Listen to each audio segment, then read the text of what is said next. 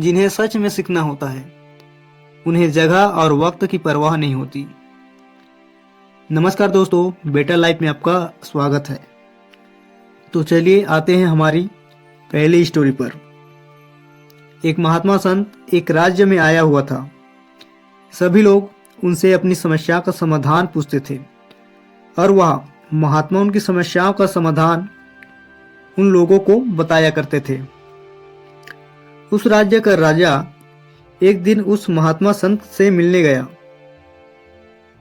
और कहा, मुझे अभी कोई समस्या नहीं है महात्मा, मैं आपकी आशीर्वाद लेने आया हूँ, मुझे कृपया आशीर्वाद दीजिए।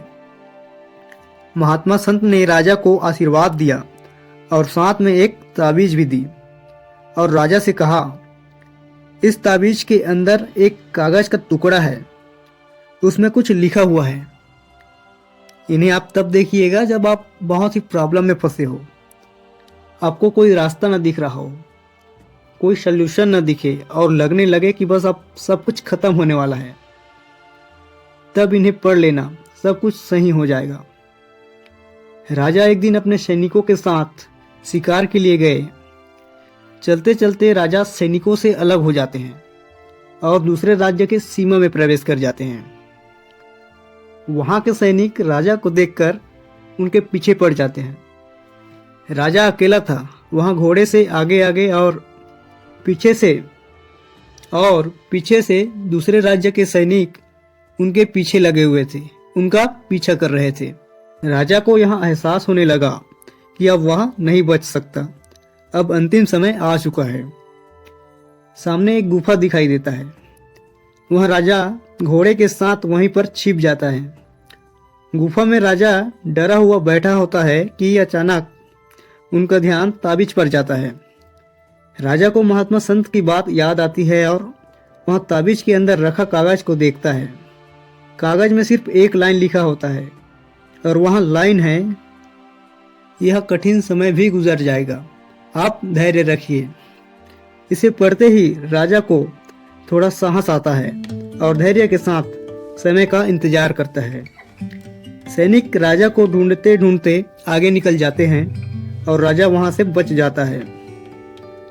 दोस्तों, आपकी स्थिति भी ऐसी है जहां रास्ता नजर न आ रहा हो, लगने लगे कि कुछ होने वाला नहीं है, निराश परेशान जैसा हालात बना हुआ है।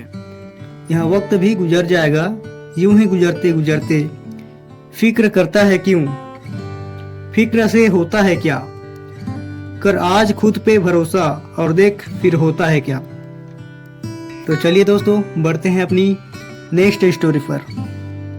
स्कूल में एक शिक्षक क्लास के बच्चों को एक साथ बुलाते हैं और उन्हें लकड़ी के बने हुए 3 गुड्डे को दिखाते हैं और उसमें डिफरेंट ढूंढने के लिए उन्हें कहते हैं। दिखने में तीनों गुड्डे एक समान थे, कोई अंतर ही नहीं दिखाई देता, लेकिन एक अंतर था जिसे देखकर बच्चों ने शिक्षक से कहा और शिक्षक को बताया। पहले वाले गुड्डे के दोनों कान में छेद था, दूसरे गुड्डे के एक कान और एक मुंह में छेद था और तीसरे गुड्डे के केवल एक ही कान में छेद था। शिक्षक ने बच्चों से कहा, एक तार लो और गुड्डे के कान में बने छेद में वह तार को डाल दो और बताओ क्या होता है। बच्चों ने तार डालने के बाद शिक्षक से कहा, सर जी, पहले वाले गुड्डे में तार एक कान से दूसरे वाले कान से बाहर आ गया, दूसरे वाले गुड्डे में कान से सीधा मुंह से बाहर आया और तीसरा वाले गुड्डे में तार तो बाहर आया ही नहीं।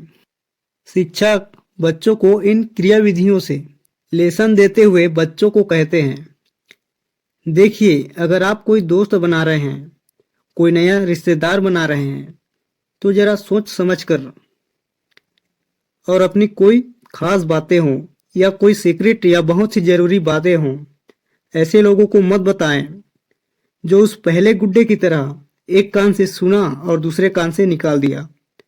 ऐसे लोग आपकी वैल्यू नहीं समझते, आपकी बातों को चाहे कितना भी गंभीर हो जरूरी नहीं मानते। और अपनी सीक्रेट उन्हें भी मत बताओ जो दूसरे गुड्डे की तरह एक कान से सुनते हैं और दूसरे कानों से लोगों को जाकर बता देते हैं।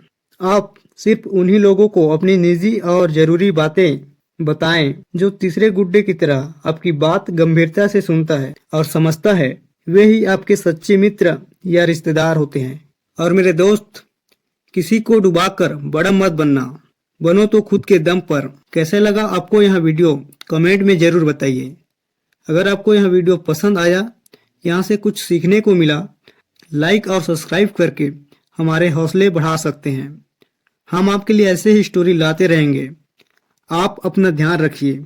मिलते हैं नेक्स्ट वीडियो में। आपका बहुत बहुत धन्यवाद।